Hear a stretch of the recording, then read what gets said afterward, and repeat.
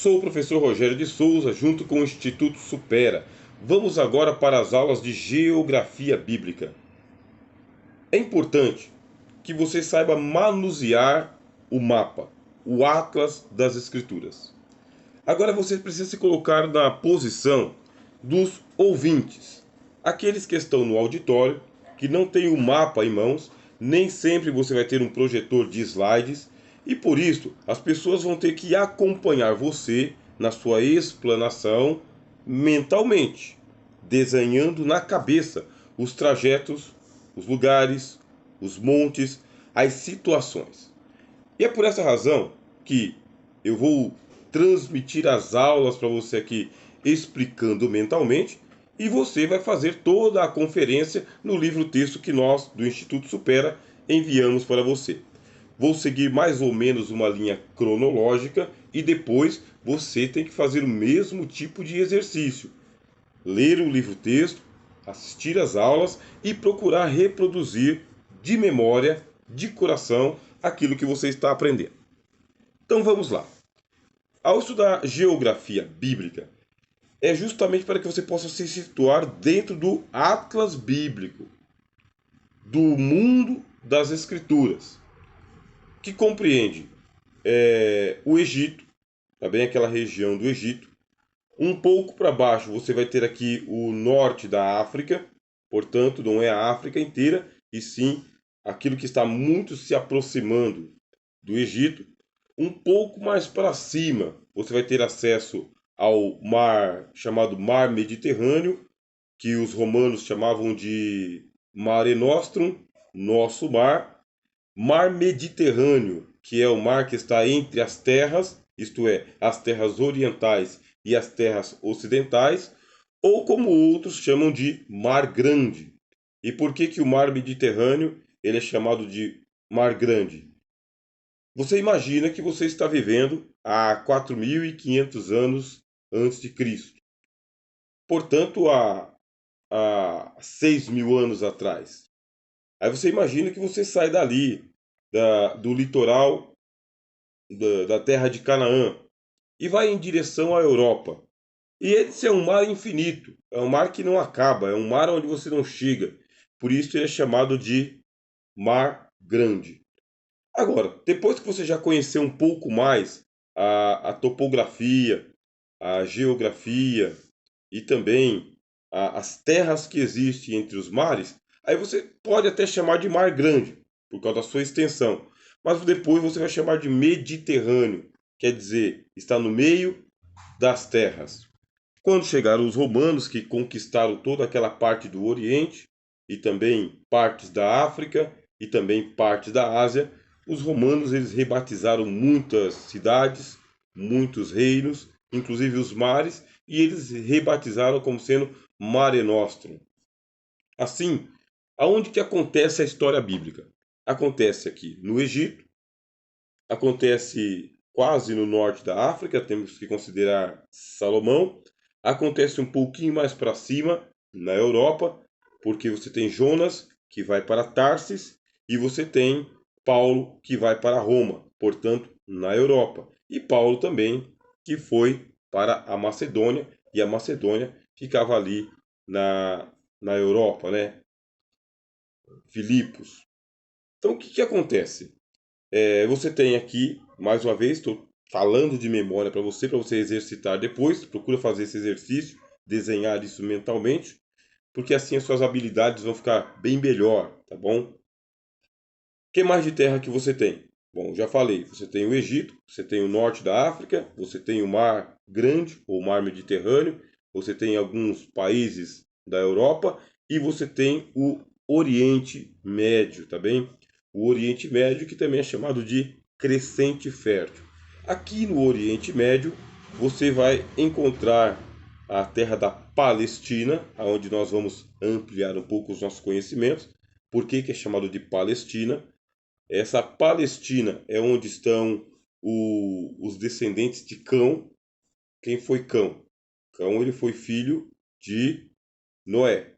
Noé teve um filho chamado Cão. Algumas traduções chamam ele de Cush, não chamam de Cão. mas a nossa que a gente usa, João Ferreira de Almeida, traduz por cão. De Cão, ele tem um filho chamado Canaã, e os descendentes de Canaã tomam conta daquela terra que depois vai ser chamada de Palestina. Quer dizer, ser batizada como Palestina é um rebatismo. Por que que a terra de Canaã ela foi rebatizada como sendo Palestina? É Paleshite, tá bem? Palestina seria Paleshite. E essa Paleshite é a terra dos filisteus, ou Filistina, tá? Ó, Palestina, Paleshite ou filisteus, Filistina. Quando os filisteus invadiram a terra de Canaã, eles invadiram toda aquela orla marítima que fica em volta do mapa. Você pode dar uma olhadinha no mapa aí. E você vai ver que essa terra ela é rebatizada como sendo Filístia, ou Filistina, ou Palestina, ou Paleshite, a terra dos filisteus. Aí você vê, inclusive, algo muito curioso. Hoje, até hoje, existe a Palestina, a terra dos palestinos. Os palestinos de hoje, eles são aqueles povos que vivem na Palestina. E eles são espiritualmente descendentes dos filisteus. Quem foram os filisteus? A história nos mostra que os filisteus, eles eram povos do mar. Esses filisteus, eles eram povos marítimos, eles andaram por várias terras, fazendo invasões, fazendo comércio e procurando um lugar para ficar, vamos dizer assim. Várias terras nas quais eles invadiram, depois eles foram expulsos, até que eles invadiram as terras de Canaã. Quando eles invadiram as terras de Canaã, quem tomava conta da Palestina ou de Canaã era o Egito, porque o Império Egípcio ele é um dos mais antigos do mundo. O Egito ele vem de Misraim.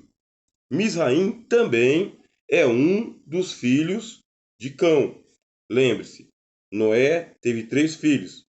Sem, da onde surgiram os semitas. Os semitas, eles povoaram a Babilônia, eles povoaram a Mesopotâmia. A Mesopotâmia é assim chamada por causa que Meso é aquilo que está no meio, tá? Meso. E Potâmia é rio. Tá? O rio ele é o Pótamo, tá bem? Então o rio ele é o Pótamo. Aí você tem aqui o Eufrates e você tem aqui o Tigre. E no meio do Eufrates e no meio do Tigre, você tem o Meso, a Mesopotâmia. Então, a Mesopotâmia ela foi povoada pelos semitas, descendentes de Sem, que são os filhos de Noé. Misraim é um dos netos de Noé. Noé teve outro filho, que é o Cão. E o Cão teve o filho chamado Canaã, que tomou conta da terra da Palestina, e teve o outro chamado Misraim. E o Misraim é aqueles povos que desceram para o Egito, povoaram o Egito, e juntamente com alguns filhos de Cão, os cuxitas, eles desceram e povoaram também a África, da onde vão surgir os cuxitas, também chamados de etíopes. Olha que negócio interessante, né? Ô professor, eu gostaria que você mostrasse tudo isso aí para a gente nos mapas, nos livros, para ficar mais ilustrativo. Só que você está no exercício neste exato momento. Para se ter uma boa formação teológica, o material didático já foi enviado para você. Os livros de geografia bíblica existem, slides de atlas bíblico existem também. Mas o que nós estamos tentando neste momento é que você coloque isso no coração e vai desenhando mentalmente o mapa, assim como o povo que estiver ouvindo você quando estiver fazendo as suas exposições, vai ter que desenhar mentalmente também. Por isso já vou fazer uma revisão neste momento. Geografia bíblica é um pouco diferente na sua metodologia do que as outras disciplinas. Vamos lá? A Bíblia acontece dentro de um cenário.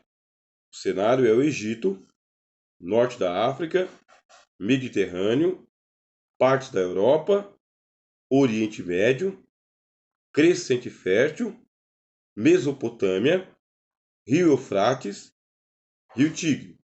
Ponto. É isso que eu falei para vocês até agora. Toda essa história está acontecendo aqui no que vai ser considerado o centro do mundo antigo. É o que o mundo antigo conhece de terras. É ali que começa todo o desenvolvimento. Falei para vocês que tem a personagem chamado Noé, que Noé teve 3 filhos, um chamado Sem. Os descendentes de Sem povoaram a Mesopotâmia. Os descendentes de Cão povoaram Canaã, o Egito e parte da África. E depois tem os Jafitas. Jafé, o outro filho de Noé, e os filhos de Jafé, eles subiram o mapa. Quer dizer, eles foram para as partes mais geladas do mundo. Eles se adaptaram nas partes mais frias da Terra. Por isso, são os povos asiáticos, tá bem? Esses povos asiáticos, que hoje nós os conhecemos, são os coreanos. Hoje nós conhecemos, eles são os chineses, eles são os japoneses, são os povos asiáticos, mas não somente eles, também os caucasianos.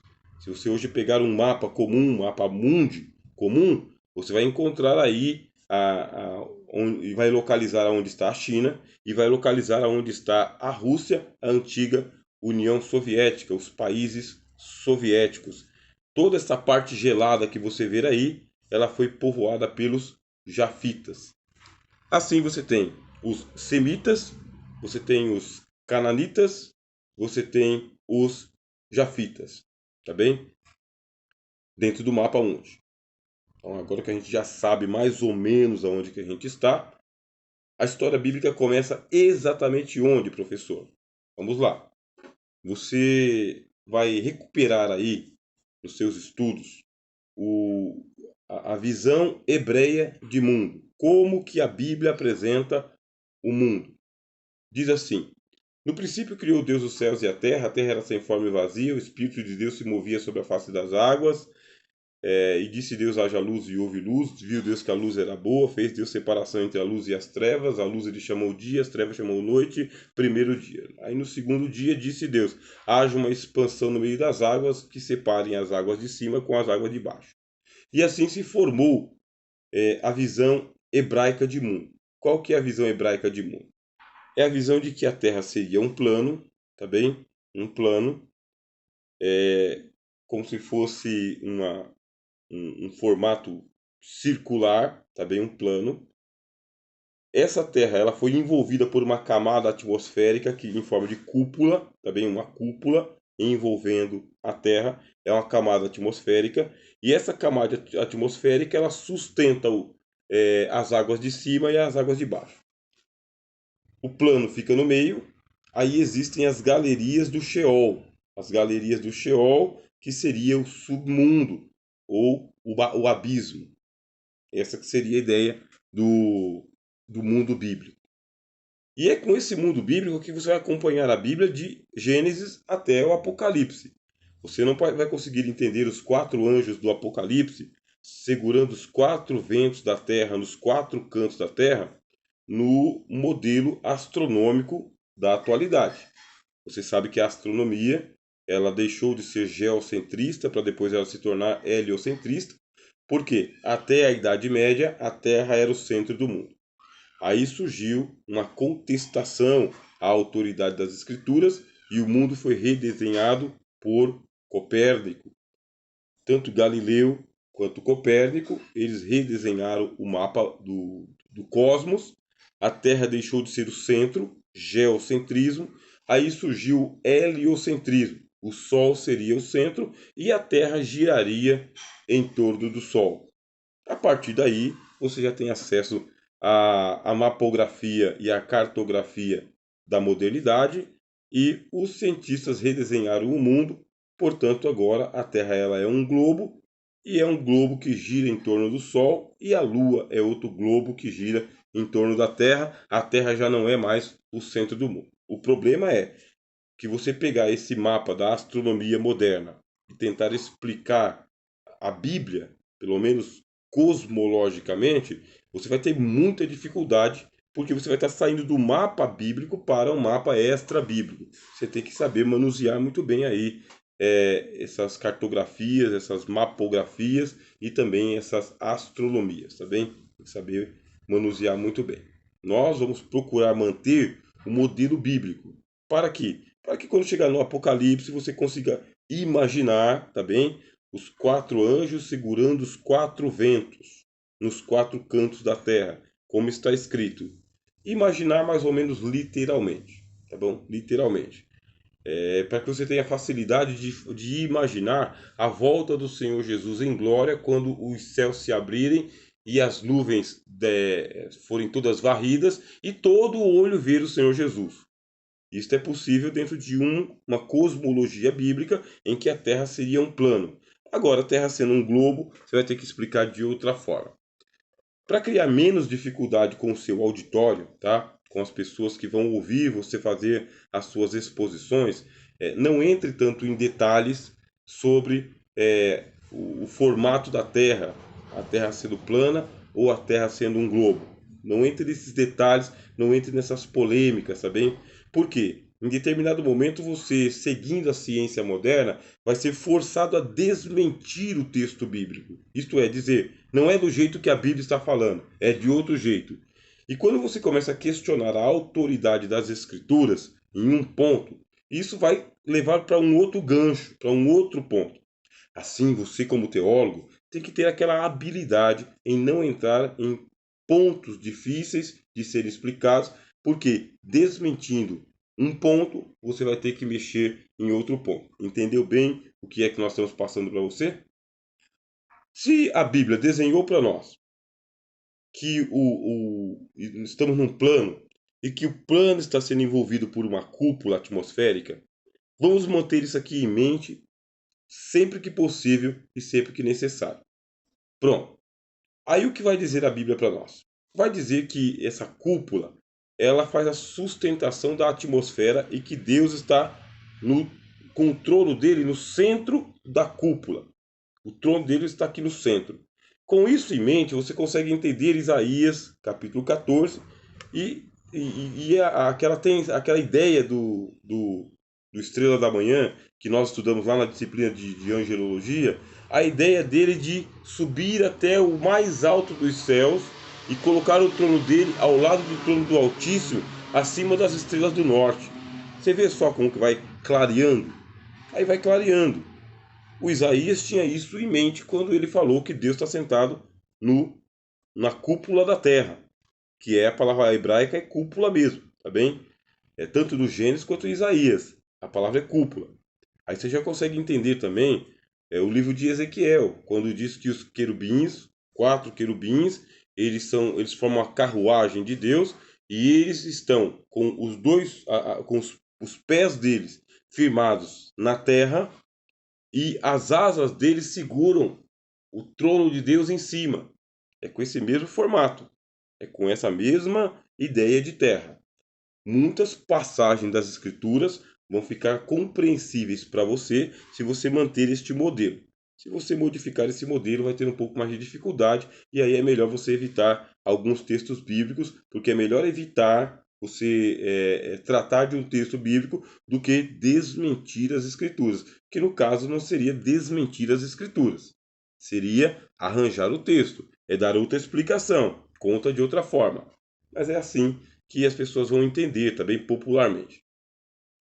A Terra seria um plano, a camada atmosférica está envolvendo a Terra em forma de cúpula, o trono de Deus está no centro da Terra, aqui está o Sheol, para onde descem os mortos, tá bem? Os mortos, eles estão todos no Sheol. E o que é o Sheol? O Sheol começa na troposfera, onde nós pisamos, é chamado de troposfera.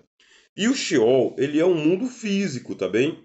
Mundo físico. Assim como o céu pode ser visto fisicamente e a camada atmosférica é- pode ser vista também e a Terra é o mundo físico, para a geografia bíblica e a cosmologia bíblica, o Sheol também é um mundo físico. Existem entradas para o Sheol, que é a palavra hebraica para sepultura ou para o popular inferno, tá bem? Mundo dos mortos. O Sheol, ele é um mundo físico para onde as as vidas são levadas depois da morte e ali vão permanecer. Tanto o corpo fica numa parte do Sheol, onde que fica o corpo? Fica na terra, que é a camada de cima, a camada superficial do Sheol. E a alma? Bom, a alma ela derrapa para as galerias do mundo dos mortos. E essas galerias elas são divididas em dimensões diferentes. Essas dimensões, quando você vem para o Novo Testamento, ela foi batizada como seio de Abraão. Quer dizer, no Sheol existe uma dimensão para as almas dos justos. É chamada de seio de Abraão, aonde Abraão está e aonde os justos estão também. É chamado de seio de Abraão. E as almas dos ímpios não têm direito a ir para o seio de Abraão, derrapam diretamente para o Hades. A palavra Hades no grego é equivalente à palavra Sheol no hebraico. Hades é o mundo dos mortos, o mundo das almas dos mortos. Sheol no hebraico, Hades no grego e no latim inferno. Inferno que significa para dentro do forno, para dentro do lugar onde está pegando fogo, para pegar fogo.